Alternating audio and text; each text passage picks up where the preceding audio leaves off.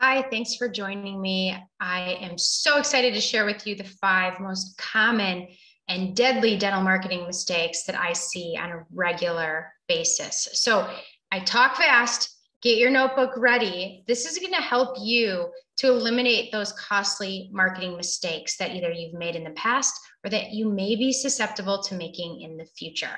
So here we go. The first is that too many marketers and too many dentists skip a competitive analysis. Now, this is different than the competitive analysis you may have purchased when you were looking where to place your practice or where to purchase a practice. That competitive analysis shows you how many patients to the doctor ratio that you have in your community. This competitive analysis shows you how much are the doctors in your community marketing.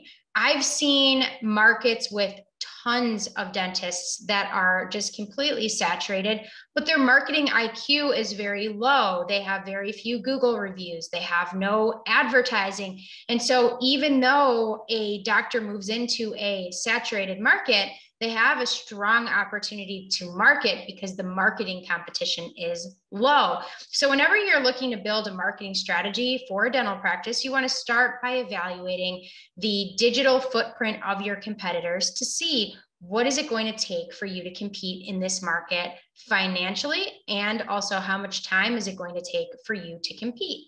So we can help you with that. That's a part of our marketing planning session. The second biggest mistake I see is that dentists are asking these marketing advisors like myself the wrong questions. I can tell you I've hosted over 7,000 dental marketing strategy sessions, and I get the same wrong questions over and over and over again. So again, get your notebook, get your computer ready, because I'm going to talk quickly and I'm going to go over these wrong questions as well as the right questions to ask. So the first wrong question is, what does it cost? It's a very vague question. Obviously, just like a patient may come in and they're going to need a treatment plan, your marketing and growth plan is unique to your practice. The right question is, what does it take financially and from a time perspective to attract 20 more new patients per month? If you're working with a true expert, they should be able to reverse engineer your marketing strategy from your goals and give you a very close estimate on what it takes to accomplish your goals based on your ideal new patient, your level of competition, any current marketing that you have going on, and where you want to be. The next wrong question is, will I own my website? I have seen marketing company after marketing company say, yes, you own it, but then they host it. They built it on a proprietary platform. As soon as you cancel, it breaks or malfunctions, doesn't work anymore. So the right question here is, will I be the owner of the hosting account? Another great question is, does the site require any paid plugins or proprietary software for functionality? Another great question is the website built on open source software? So it might be a WordPress site, it might not. I recommend WordPress because it is open source, but you don't want to ask, is it a WordPress site? That's a good question, but an even better question is, will my WordPress site be built with a builder or is it custom coded? The reason for this question is builders often create extra bloated code in the website. And when it's time to get that site ranked on Google, it's a weaker starting point than if it was custom coded and if it was built to load quickly and built for SEO. So this leads me to my next wrong question. Is it built for SEO? Anyone's just going to tell you yes, but that's a very vague question. A better question is, what load speed do you anticipate? What is a successful load speed for a website? And how does that affect the ability for the site to rank on Google? So these are all technical questions that are going to help you evaluate and see if the person you're talking to really understands website development and its connection to organic rankings. The next question I hear a lot is, are you good at SEO? Like, how do I know if I should pick you? Why should I pick you? These really vague questions that any salesperson is going to have an answer to. A better question is, how long will it take to get me ranked top 3 in Google Maps, for dentist in Lakewood Ranch. So come into the conversation having an idea of what your keywords would be. If you don't know, again, I walk people through the strategy in their initial call. I make sure that they have a firm understanding of that strategy. And you need to make sure that the person who's guiding you in marketing can speak specifically to you, your ideal new patient, and the level of competition in your community. They can talk about budgets, they can talk about money. So another great question is, what does it cost to attract a new patient in my market? And what are the different marketing methods that are most cost effective in my market and why? Let that person explain to you what it takes to get results financially. So many people bog down these planning sessions with, well, why you? Well, why can I trust you? Well, how long have you been doing this?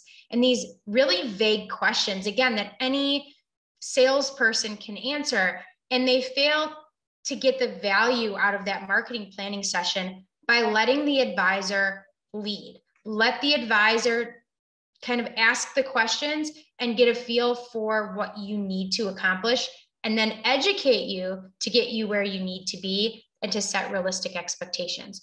Don't pick the cheapest company. Don't pick the company that seems like this is just too good to be true. If it seems that way, it probably is. The third biggest mistake I see is dentists sign long-term contracts. Why are you doing this? Refuse to do it. Put pressure on the marketers to get rid of their contracts. If they are good at what they do not need your commitment. You don't need to sign in blood. You don't need to say, yes, I'll be with you for a year or 6 months or 9 months. If they get you results, you're not going to want to leave. And if they set fair and realistic expectations, then you know what to expect from these campaigns. And I just don't see that happening very often. So the next problem I see, okay, really quick, don't sign contracts. Don't sign contracts. Okay, the next problem I see, the fourth deadly dental marketing mistake that I see, is that people are overcomplicating the marketing proposals to make it look like they're doing more for you. If I took every step of my process and plugged it into a proposal, you wouldn't have the time to read it over the weekend. It should not be a how-to guide, and this is every little item that we're going to do for you. It should be a high-level idea of the type of work being done, and it should address the expected results that you can achieve. When you get into the weeds, a lot of times people are doing this to justify very bloated rates. So they want their proposal to look really long and really detailed because they charge 5 times what everybody else charges, and they make you sign an annual contract. So be careful when you see that a company is trying to really push everything under the sun on you from day one, that it might be a little bit of a red flag.